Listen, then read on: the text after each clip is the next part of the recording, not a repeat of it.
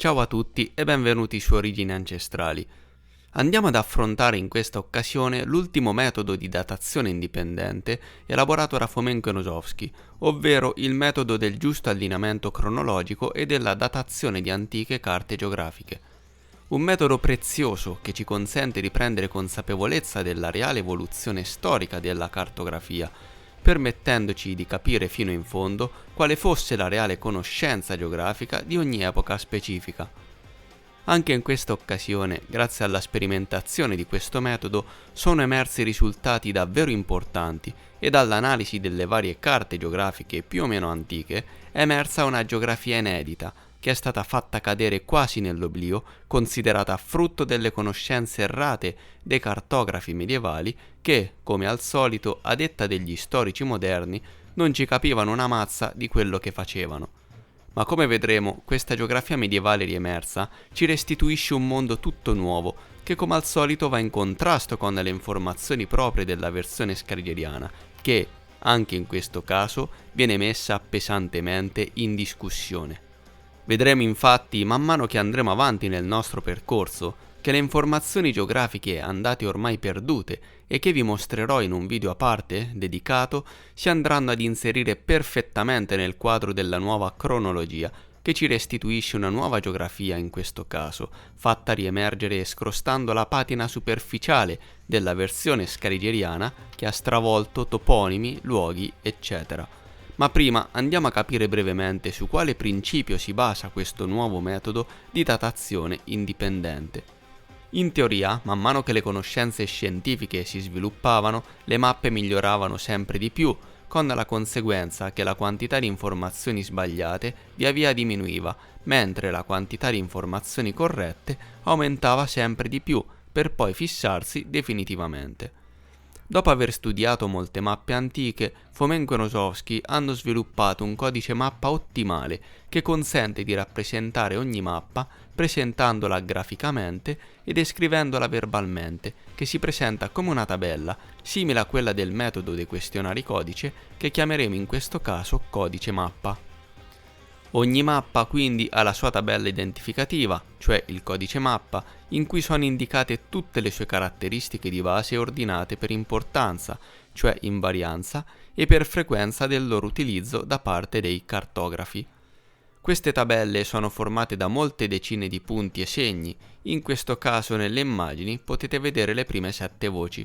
Gli esperimenti eseguiti tra il 1979 ed il 1980 hanno permesso a Fomenko e Nosovsky di formulare e confermare il seguente principio di miglioramento delle carte geografiche.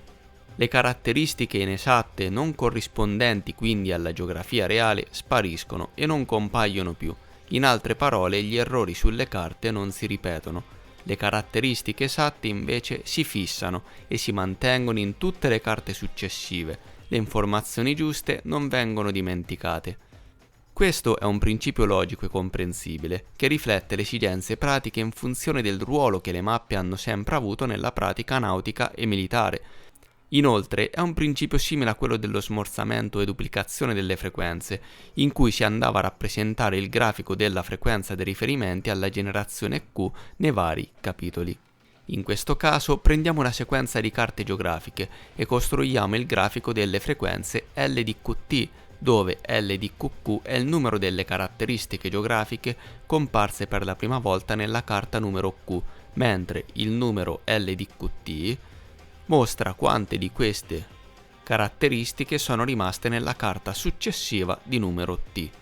Se tutti i grafici L di QT sono simili al grafico ideale, come mostrato in figura, siamo certi che le carte sono disposte nel giusto ordine cronologico. Grazie a questo possiamo risalire quindi alla datazione delle stesse carte geografiche.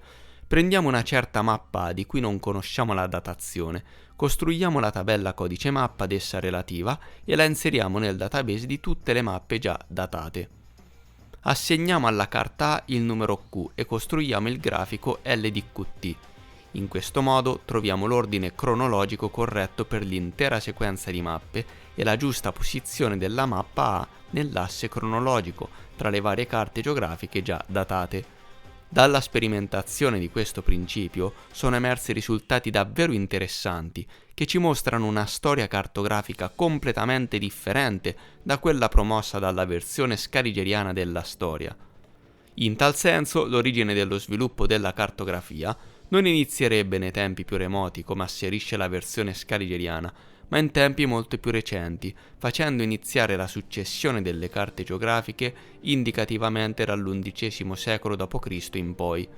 Nello specifico, le mappe dell'undicesimo-XII secolo sono assolutamente primitive ed approssimative. Molte di queste mappe sono semplicemente composte da un elenco delle regioni geografiche e un ulteriore sviluppo sia nella forma successiva, dove le mappe sono di forma circolare, suddivise in zone al cui interno sono presenti le descrizioni delle regioni. Di solito la versione scaligeriana attribuisce questo stile a secoli davvero remoti, comprendendo i primi secoli d.C. In realtà, quindi, da come iniziamo a capire, questo era il modo in cui si creavano le mappe nell'undicesimo-XII secolo. Successivamente la qualità andò via via migliorando, fino a raggiungere un livello soddisfacente per i canoni a cui siamo oggi abituati, soltanto alla fine del XVI ed inizio XVII secolo, comprendendo anche il XVIII secolo. Grazie a questo nuovo metodo empirico-statistico di datazione indipendente è stato possibile ottenere una nuova datazione delle mappe, che, a questo punto, dovrebbero essere collocate in modo differente sull'asse cronologico del tempo. Prendiamo ad esempio la famosa carta tratta dalla geografia di Tolomeo, considerata molto antica, datata al II secolo d.C., quando si suppone abbia vissuto il famoso Claudio Tolomeo. In realtà la nuova datazione comprende i secoli XV-XVI d.C., che peraltro è lo stesso periodo di pubblicazione della famosa opera dell'Almagesto di Tolomeo, come è stato scoperto da Fomenko durante il processo di datazione di questa opera, che aveva contemplato un intervallo possibile per la creazione di questa opera che andava dal VII secolo d.C. fino al XVII secolo. Purtroppo, a causa di alcune imprecisioni presenti nei calcoli nell'Almagesto, non è stato possibile ottenere un intervallo di tempo più ristretto. Inoltre, come abbiamo già avuto modo di vedere nel video dedicato alla datazione astronomica dell'oroscopo dell'astronomia, presente sulla volta della Sala delle Sibille, nelle Camere Borgia in Vaticano, la data in cui fu introdotto il nuovo sistema tolemaico del mondo è il 28 agosto del 1228, per cui abbiamo diverse controverifiche che ci assicurano senza ombra di dubbio che Claudio Tolomeo o chi per lui visse in realtà in tempi molto più recenti. Il suo modello venne sviluppato intorno al XIII secolo, per poi essere inserito all'interno dell'opera dell'Almagesto, che non contiene soltanto la teoria di Tolomeo, ma differenti osservazioni astronomiche che possono farsi risalire ad astronomi diversi fin dall'XI secolo d.C. e che verrà pubblicato per la prima volta soltanto intorno ai secoli XV-XVI, quando visse in realtà il famoso imperatore Antonino Pio, sotto cui venne pubblicato l'Almagesto. Come vedete, come è già stato detto negli scorsi video, i risultati emersi dai calcoli empirico-statistici sono stati verificati e controverificati più e più volte, intrecciando metodi diversi, per cui la loro affidabilità è davvero alta. Un altro esempio è rappresentato dalla famosa mappa conosciuta come tabula pentingheriana, datata all'inizio dell'anno Domini, epoca di Augusto.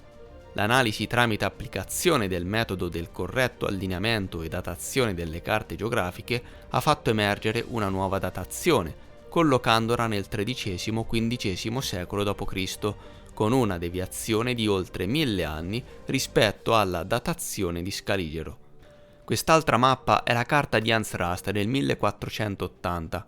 Questo esempio è molto interessante, poiché ci comunica che la forma circolare della mappa, con le regioni disegnate in modo approssimativo, non era propria soltanto dei secoli XI-XII, da quando si sviluppò quindi la cartografia secondo la nuova cronologia, ma questa modalità di raffigurazione persistette ancora per molto tempo, fino al XV ed addirittura il XVI-XVII secolo.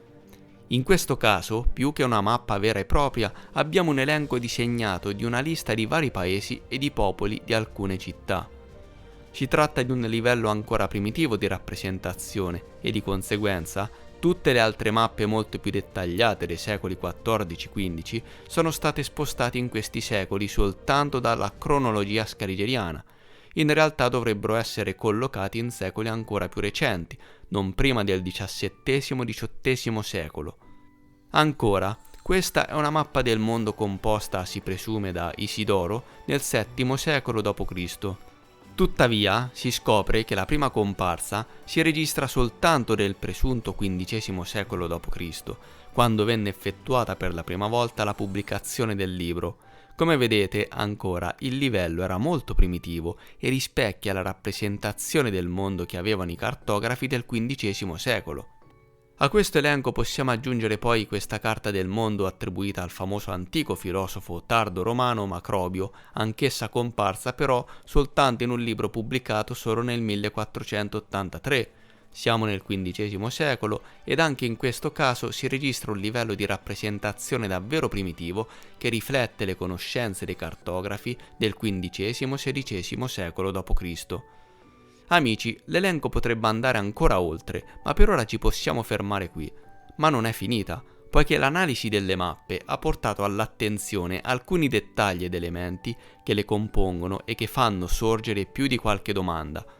Se da una parte si registra una rappresentazione ancora approssimativa dei dettagli geografici, dall'altra i toponimi presenti mettono in risalto una geografia molto diversa rispetto a quella che ci è stata fatta conoscere dalla versione scaligeriana.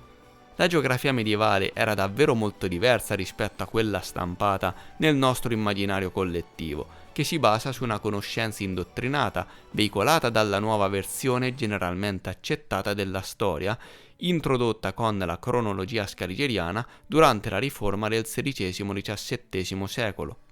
Sebbene gli storici moderni si affrettino a sottolineare la scarsa conoscenza ed incapacità degli storici medievali, nonché dei cartografi eccetera, su molte mappe possiamo ancora oggi trovare degli elementi molto interessanti che contraddicono la versione scaligeriana e ci suggeriscono di modificare il modo in cui ci approcciamo a questa materia ancora oggi, che ha un modo offuscato ed alterato dai numerosi veli e costrutti introdotti dal sistema.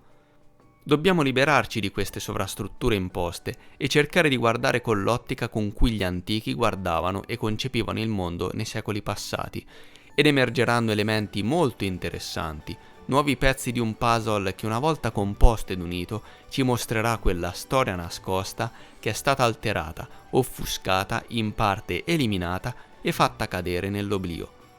Per fortuna non tutto è andato perduto ed ancora oggi qualcosa ogni tanto riemerge. Per fortuna in molte mappe si sono conservate, seppur minime, delle tracce che ci mostrano la geografia pre-riforma che, come vedremo, non è frutto dell'idiozia dei geografi e storici medievali, ma è in linea con quella storia alterata ed in parte eliminata che è stata rimpiazzata dalla versione scaligeriana. Tutto prenderà via via sempre più senso e una nuova cronologia prenderà sempre più forma, facendoci comprendere la reale natura ed il vero svolgimento degli eventi passati. Vedremo nel prossimo video alcuni di questi elementi interessanti che ci mostrano la geografia pre-riforma, facendo riemergere un mondo del tutto nuovo. Grazie ancora per aver seguito il video, lasciate un mi piace per supportare gratuitamente il canale, commentate ed iscrivetevi se non lo avete ancora fatto, azionando la campanella per non perdervi i futuri video. Grazie ancora e a presto!